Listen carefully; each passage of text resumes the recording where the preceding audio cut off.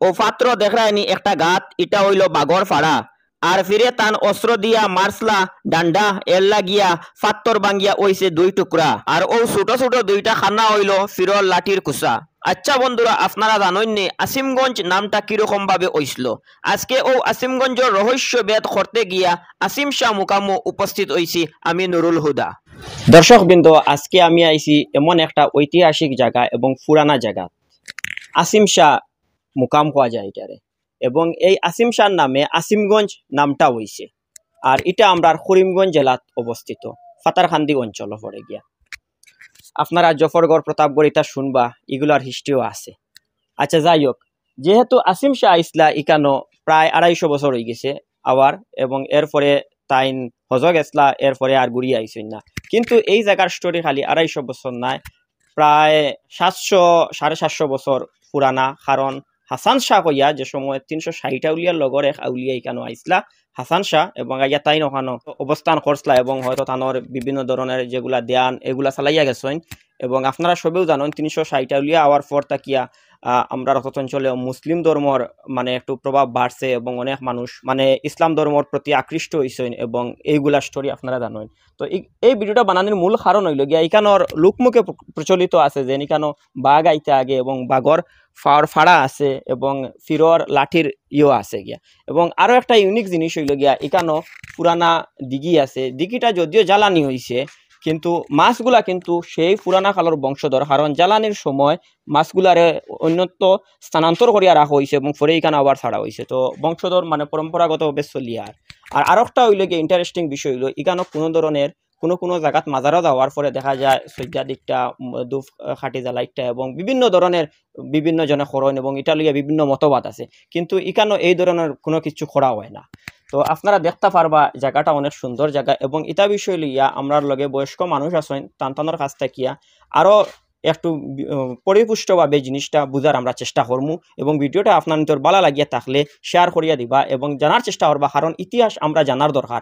আমরা যদি ইতিহাস জানি না এবং এটা বিষয় লইয়া যদি আমরা চর্চা করি না, তাইলে আমরা নেক্সট প্রজন্মে কিচ্ছু কইতে পারতাম না। তো চলেন এই বিষয় লইয়া আরো জানার চেষ্টা করি। এই জায়গাটা বহুত পুরানা ঐতিহাসিক একটা জায়গা। নাম বর্তমানে এটার নাম প্রচলিত আছে যে আসিম শাহ মুকাম। আসলে আসিম শাহ মুকাম ঠিক আছে, কিন্তু তাই এই জায়গাত তার কোনো রোজাও নাই, খবরও নাই। তাই না ইয়া মূল যে ফির আসলা হাসান শাহ, প্রায় 750 বছর আগর তাই ওখান থেকে মদিনা তাকিয়া হোক আর সিলেট তাকিয়া হোক 360 উলিয়ার লগর একজন আইয়া ধর্মের প্রচারও লাগে অন্য থাকছেন। হিন্দু মানুষ আসলা, হিন্দু থেকে মুসলমান হয়েছেন মানুষ এরার দ্বারা। ওটা লাগে তান সময় তো বহুত পুরানা সময়। এরপরে তাই তো মারা গেছেন, মারা যাওয়ার পরে অন্য খবর হয়েছে। ওইখানে নাম মূল নাম হইল হাসান শাহ মুকাম। খবর মনে হয় ওটাও। এরপরে প্রায় 400-450 বছর গেছে গিয়া। এরপরে আরো বাংলাদেশ থেকে আসিম শাহ করিয়া আরো মানুষ আইছেন, আরো ফির এখন আউলিয়া মানুষ আইয়া তাও যেটা সংস্কার করছেন, রোজাটা সংস্কার করছেন। সংস্কার করার পরে তো মানুষ বুঝছে ইনো তো পুরানা রোজাটা আছে 360 লোকের আছে মানুষ এখন, এর নাম হাসান শাহ। ও তার মুখ তাকিয়া এই মাত্রা পাইছে মানুষে যে ইনো 360 লোকের একজন মানুষ আছে। এরপরে এই জায়গাত আরো আসিম শাহ তার বসতি স্থাপন করছেন। একটা মসজিদ বানাইছেন। মসজিদের সামনে একটা পুষ্করিণী আছে। আর মসজিদে বিরাটভাবে 3 গম্বুজওয়ালা বহুত প্রশস্ত জিওয়ালা প্রাচীরওয়ালা। আমরা কিছু মাফিছি, কোনো প্রাচীরটা দেখা যায় বেড়াটা 4.5 রাত পর্যন্ত আছে ওলা। নিজে ইট খাটাইয়া এই পুষ্করিণী তাকিয়া যে জায়গা থেকে ইট তৈরি করছিল এই জায়গাত একটা পুষ্করিণী গেছি। কত ইট লাগছে, প্রায় এই মসজিদর প্রায় 150 বছর ইয়ে আসছে। এরপরে এই মসজিদ বানাইয়া জায়গাটারে কিছু উন্নত ধরনের করিয়া আরও তান শিষ্যর অকল রাখিয়া তাই হজ প্রস্থান করছেন। এরপরে আর তাই নেইছেন নাই ন। ও তার স্মৃতি হিসাবে ইনো মুকাম বা ইনো ফাতর ও ফাতর পাথরগুলার সম্বন্ধে যদি ধারকিয়া যদি কইতা তাহলে ভালো আসলো মানে রাজাবাড়িতে কি আইছিল এবং ওগুলা বিষয় হইল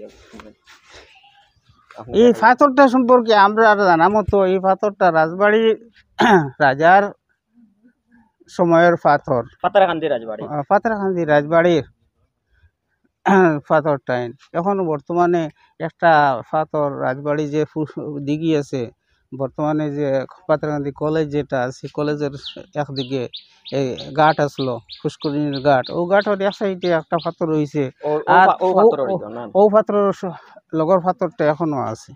আর বাকি পাথর তান এই যে আসিম শাহ থান একটু জিওর বলে গিয়া মানুষে টানিয়া ও হাতে শুনছি আমরা যে এই পাথরটা অন্যত্র নেওয়ার লাগিয়া চেষ্টা করছে, অন্য বাজায় অন্য মানুষে হাতি দিয়েও নেওয়া গেছে না, কিন্তু তাই মানুষের কইছেন চলো লই যাও, টানিয়া মানুষে টানিয়া লই আইছেন।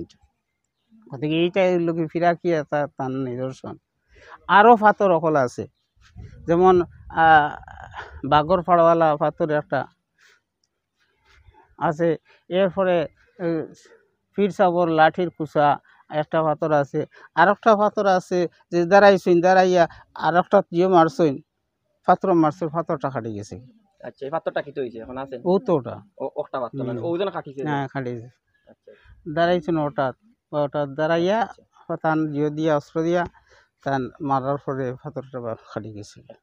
আচ্ছা, আপনার একটা জিনিস শিখাইতাম চাইয়া। আচ্ছা, জিজ্ঞেস ছোটবেলা বহুত দিন শিখানো আইসি না, ছোটবেলা যখন আইতাম আইলে মনে হরণ গজার মাছ একটা উঠলো, বড় আলা আঙ্গুল দিয়ে দেখাইয়া হইতাম হো একটা গজার মাছ। পয়লা নম্বর আমার আঙ্গুলো বাধা দিলাইতা, হইলে আঙ্গুল দিয়ে দেখাই না, আঙ্গুলো হামর মারো। তারপরে হো গজার মাছ হইলে হইতা ইলা হইও না, ও গজার মাছ এখন দেখছে ওলা মানে তুন্তুরকা হরি মাতাইও না।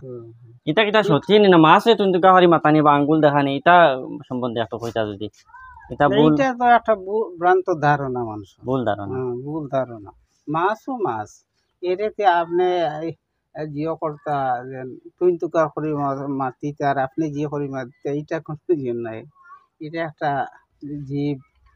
গতিকে এইটা আঙ্গুল দিয়ে দেখাইলেও কোনো অসুবিধা কোনটা হওয়ার নাই। আর এটা তুচ্ছভাবে ব্যবহার করলেও এটা কোনো ব্যাধ ব্যবহার কথাও না। এটা দর্শকবৃন্দ, তো আপনারা অত সময় এই জায়গার হিস্ট্রি বা ইতিহাস সম্পর্কে আপনারা বুঝতে পারছেন এবং আসিম শাহর সম্পর্কে আপনারা জানতে পারছেন যে কিরকম ভাবে এখানে পাথর আইলো এবং কিরকম ভাবে পাথর ভাঙ্গিল। এখন যদি আপনারা বা আপনাদের অঞ্চলে কোনো ধরনের এইভাবে ঐতিহাসিক কোনো জায়গা থাকে অবশ্য কমেন্ট করে জানাইবা এবং ইতিহাসটা তুলিয়া ধরার আমরা চেষ্টা করব, কারণ ইতিহাস মানুষের জানা দরকার। যদি আমরা ইতিহাস বিলুপ্ত হয়ে যায় গিয়া তাইলে আমরা সংস্কৃতি আর আইব, আমরা মানে একটা যেন পূর্বপুরুষের যেটা চিহ্নগুলা নাই হয়ে যাব গিয়া। তো এগুলা সংরক্ষণ করা আমরার দায়িত্ব, এগুলার ইতিহাস তুলিয়া ধরা আমরার দায়িত্ব।